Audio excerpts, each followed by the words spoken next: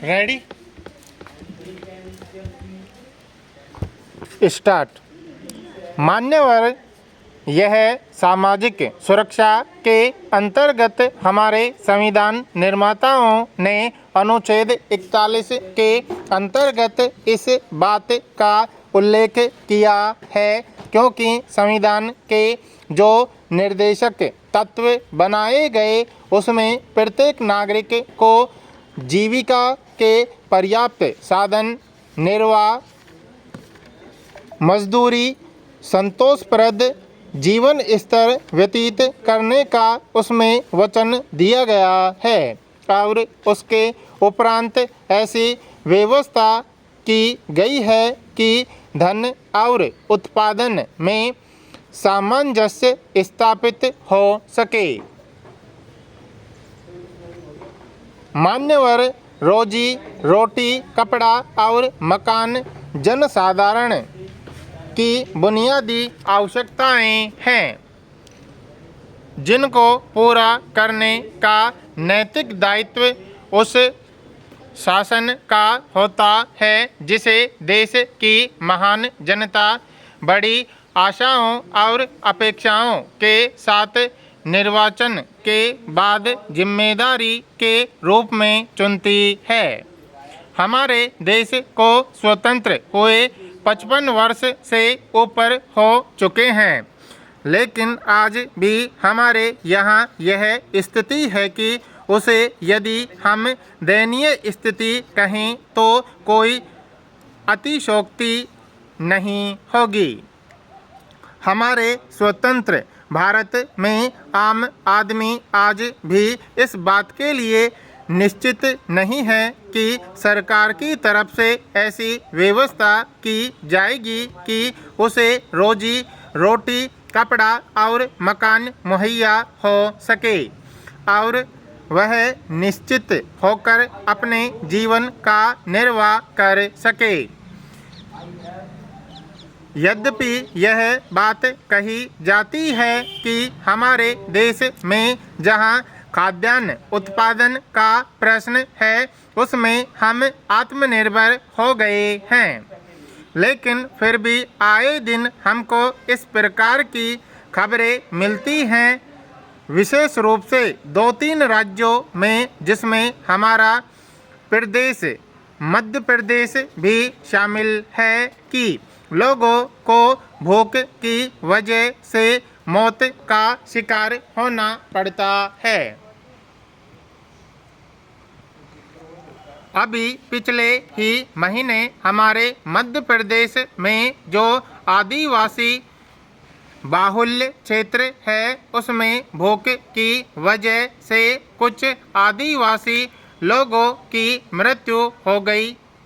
इसलिए मैंने इस विधेयक में इस बात का उल्लेख किया है कि सरकार को इस बात का दायित्व अपने हाथ में लेना चाहिए कि वहां आम लोगों को रोजी रोटी, कपड़ा और मकान उपलब्ध कराएं और इसमें जो विशेष बात है वह रोटी उपलब्ध कराने की बात है। लेकिन इस सब के पीछे जो व्यवधान उत्पन्न होता है, जो सबसे बड़ी अड़चन आ रही है वह है जनसंख्या वृद्धि की। हमारे यहाँ स्थिति यह है कि प्रत्येक मिनट में 35 बच्चे पैदा होते हैं। हमारा देश जो करोड़ की जनसंख्या वाला है उसमें स्थिति यह है कि प्रत्येक वर्ष 1 करोड़ 80 लाख लोग जन्म लेते हैं। इसलिए आज जनसंख्या नियंत्रण की आवश्यकता है। मान्यवर, जनसंख्या नियंत्रण पर हम लोगों को विशेष ध्यान देना चाहिए ताकि जिस सरकार पर हम इस बात की जिम्मेदारी डाल रहे हैं उस सरकार को रोजी रोटी, कपड़ा और मकान मुहैया कराने के लिए कह रहे हैं वह सरकार इन बुनियादी आवश्यकताओं की पूर्ति कर सके और अपने नैतिक कर्तव्यों का निर्वहन कर सके। यद्यपि यह बात कही जाती है कि हमने आर्थिक रूप से, तकनीकी रूप से, वैज्ञानिक रूप से बहुत प्रगति कर ली है, लेकिन ये सारे दावे निरर्थक और व्यर्थ हो जाते हैं जब हमारे देश के बारे में यह व्याख्या की जाती है कि इस देश में रहने वाले सभी लोगों के लिए न तो मकान है, न उन लोगों के लिए कोई रोजगार उपलब्ध कराने की व्यवस्था है और न ही हम सभी लोगों को पर्याप्त रोजी और रोटी उपलब्ध करा पा रहे हैं। यह सारी स्थिति इस बात का संकेत दे रही है कि कहीं न कहीं हमारी योजनाओं में कमी है। इसलिए योजना आयोग को विशेष रूप से इस बारे में ध्यान देना चाहिए।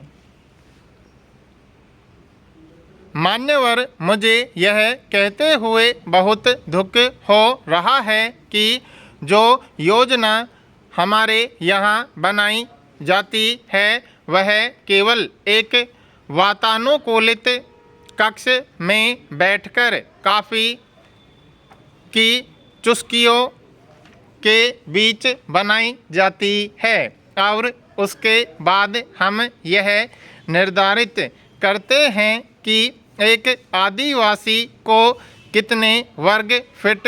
क्षेत्रफल वाले मकान की आवश्यकता है, जिसमें हम यह कदापि ध्यान देने की आवश्यकता अनुभव नहीं करते कि आदिवासी के लिए अन्य और कौन कौन सी चीज़ें उपलब्ध करानी आवश्यक हैं। जहां आदिवासी के मकान के लिए हम कुछ वर्ग फीट क्षेत्रफल